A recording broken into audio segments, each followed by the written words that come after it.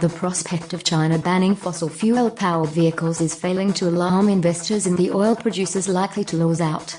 Shares in the listed units of China's biggest oil companies, PetroChina Corporation, Cnooc Ltd, and China Petroleum and Chemical Corporation barely budged after the government said it's working on a timetable to end production and sales of vehicles that run on gasoline, diesel and other fossil fuels. By contrast, electric car producers and the companies that supply their components surged. Investors probably have priced in the risks for electric car replacement in the future. People understand gasoline and diesel cars will probably be gradually replaced by electric cars around the year 2040, and there's enough time for investors to look carefully into such investment and properly phase out if they choose to.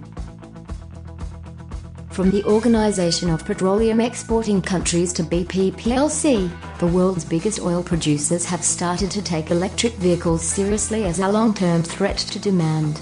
The head of Royal Dutch Shell Plc has warned oil liquids demand could peak in the early 2030s as electrification accelerates. Before China's announcement, Bloomberg New Energy Finance forecast that global electric vehicles will displace 8 million barrels per day of oil demand by 2040, based on the assumption that about half of new car sales in China will be EVs. The impact of a total ban on that forecast depends on when China enacts its policy, according to Colin McCaracha, head of advanced transport analysis at Bloomberg New Energy Finance in London. They've already set a target for EVs being 20% of sales for 2025, and we currently don't expect that to change. Our 2040 forecast doesn't include any new policies not yet enacted, so this would be additional to what we forecast previously. The UK and France have already said they'll ban sales of diesel and gasoline-fueled vehicles from, or by, 2040. While Beijing is yet to set a deadline, 2040 would be logical, according to Neil Beveridge, an analyst at Sanford C. Bernstein and Company in Hong Kong. If China follows through on its plan, Beveridge estimates that demand for gasoline will peak by the middle of next decade and oil consumption by 2030. Getting buy-in for such a phase-out would require coordination and agreement between many levels of government. It will probably take a long time to work out the implementation details. PetroChina and Cnooc both closed 0.2% lower in Hong Kong.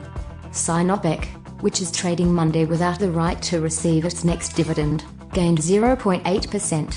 Cnooc's Beijing-based spokeswoman declined to comment on the matter, while spokesmen for Sinopec and PetroChina couldn't immediately comment. While investors in oil producers may be holding tight for more details or simply unconcerned about the ban, the same can't be said for shareholders in the car manufacturers and companies that produce the components and raw materials for electric vehicles. Suppliers of battery materials, from Australian lithium miners to suppliers of cobalt from Africa, surged. Galaxy Resources Limited, which began exports of lithium to China this year, advanced 6.8% in Sydney. China Molybdenum Company, a miner of cobalt and copper in the Democratic Republic of Congo, jumped in Hong Kong to its highest since 2007.